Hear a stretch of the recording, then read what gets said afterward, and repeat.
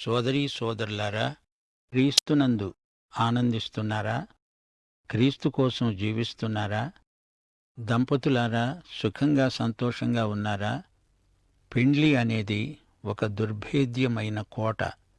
బయట ఉన్నవారు అందులోకి రావాలని ఆరాటపడతారు.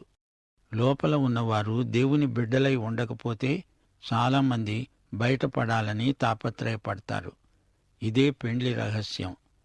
యోహాను సువార్త 7:17 ప్రభువు అన్నాడు, ఎవడైనా దేవుని చిత్తము చొప్పున చేయ నిశ్చయించుకున్న ఎడల ఆ బోధ దేవుని వలన కలిగినదో కాదో తెలుసుకుంటాడు.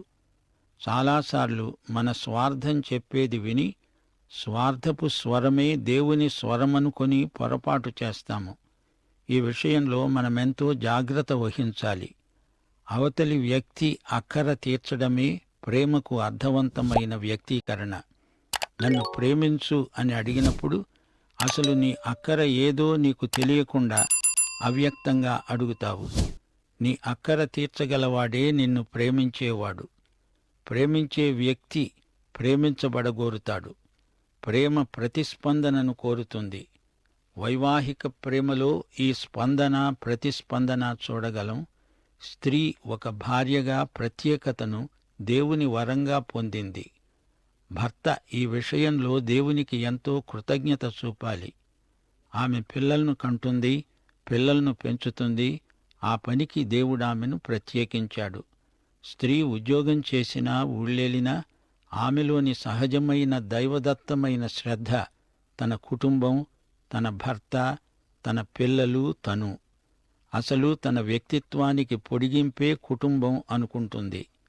అయితే పురుషుడి వ్యక్తిత్వానికి పొడిగింపు వృత్తి, ఉద్యోగం, పని, సంపాదన, కృషి, భవిష్యత్తు. ఈ విషయంలో స్త్రీ పురుషుల ఉద్రేక స్థాయిలో ఎంతైనా వైవిధ్యం ఉంది. పురుషుడు చేసే పనికి కుటుంబంలో స్త్రీ సాటి అయిన సహాయం. పురుషుడు చేసే పనికి అతని భార్య అర్థాన్ని, నాణ్యతను సంతరిస్తుంది.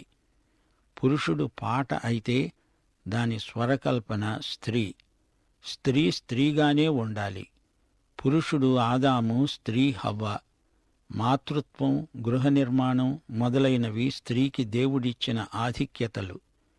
పురుషుడు బయట చేసే పని కంటే భార్య ఇంటిలో అంతకంటే ఎక్కువ పని చేస్తుంది. పురుషుడిలాగా ఆమె గుర్తింపు కోరదు. పురుషుడు భర్తగా తాను సంపాదించిందంతా ఇచ్చినా ఇంకా ఆమెకు ఎంతో రుణపడి ఉంటాడు. కుటుంబంలో స్త్రీ పురుషులిద్దరి ప్రత్యేక స్థానాలను గమనించాలి. స్త్రీ విషయంలో పురుషుడు అసూయపడాల్సింది ఏదీ లేదు. పురుషునిది బాహిర ప్రవృత్తి, స్త్రీది అంతర్గత చిత్తవృత్తి. తనను, తన పిల్లలను భర్త కాపాడతాడని నిశ్చింతగా ఉండిపోతుంది స్త్రీ. స్త్రీ పురుషులు ఒకరి వ్యక్తిత్వాన్ని ఒకరు గౌరవించాలి. చిన్న పోరాటాలు గెలిస్తే చాలదు, పెద్ద యుద్ధంలో విజయం సాధించాలి. అది దేవునికి మహిమ. పిల్లలకు నీవు తల్లివే గాని నీ భర్తకు నీవు భార్యవు అనే సంగతి మరచిపోవద్దు. స్త్రీ యొక్క భావోద్రేకాలు ద్రవ పదార్థం లాంటివి. భర్త, తండ్రి, కుమారుడు, భార్య, తల్లి, కుమార్తె సమీకరణం గమనార్హమైనది. ఏదో సందర్భంలో ఈ మూడు మనస్తత్వాలు వీరిద్దరిలో ప్రతిఫలిస్తాయి. హవ్వ సాటి సహాయం, సాటి పోటీ కాదు. పురుషుడు నిరుత్సాహపడినప్పుడు స్త్రీ ఒక భార్యగా అతణ్ణి ప్రోత్సహిస్తుంది. పరస్పర సహకార ప్రోద్బలాల వల్ల వారికి ధైర్యము, నిరీక్షణ కలుగుతాయి. వివాహము జయప్రదమవ్వాలంటే భార్యాభర్తలు కలిసి ప్రార్థించాలి, కలిసి తీర్మానాలు చెయ్యాలి. ఇద్దరి జీవితం ఒక జాయింట్ బ్యాంక్ అకౌంట్ లాంటిది. తప్పు జరిగితే అది ఇద్దరిది. ఇద్దరికీ అందులో సమాన నైతిక బాధ్యత ఉంది. పరస్పర విమర్శలు, నిందారోపణలు మానేయాలి. భార్యాభర్తలు పరస్పర సంపూరకమైన వ్యక్తిత్వాలు గలవారు. భార్య యొక్క మానసిక, ఆధ్యాత్మిక అక్కరలు తీర్చవలసిన వాడు భర్త. మత్తయి సువార్త 6:33 దేవుని రాజ్యమును ఆయన నీతిని మొదట వెదికితే అప్పుడు ఇద్దరి అక్కరలు తీరతాయి అనే సూత్రాన్ని అక్షరాలా పాటించాలి.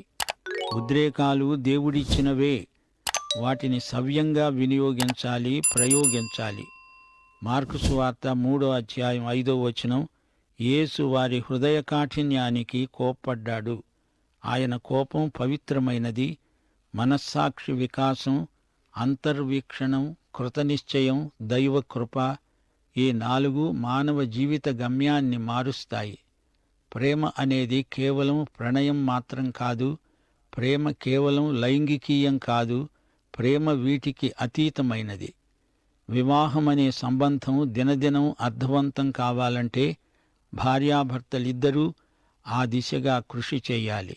అపొస్తలుడైన పౌలు ఎఫెసీ పత్రిక 5:22-24 ప్రబోధం చేస్తూ అన్నాడు, స్త్రీలారా, మీ సొంత పురుషులకు లోబడి ఉండండి.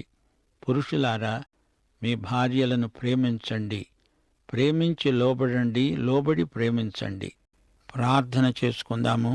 దేవా తండ్రి, నీ వాక్యము ఎడతెగని ఆశీర్వాద ప్రవాహమై శ్రోతల జీవితాలలో ప్రవేశించాలని, వారి జీవితాలను సారవంతం చేయాలని ప్రార్థిస్తున్నాం. వాక్యాశీర్వాదములు, సంఘాశీర్వాదములు, సహవాస ఆశీర్వాదములు మీ బిడ్డలకు దయచేయమని యేసుక్రీస్తు వారి దివ్యనామమున ప్రార్థిస్తున్నాము. ప్రభు అయిన యేసుక్రీస్తు వారి కృప, తండ్రి అయిన దేవుని ప్రేమ, పరిశుద్ధాత్మ యొక్క అన్యోన్య సహవాసము మనకందరికీ సదాకాలము తోడై ఉండునుగాక. ఆమేన్.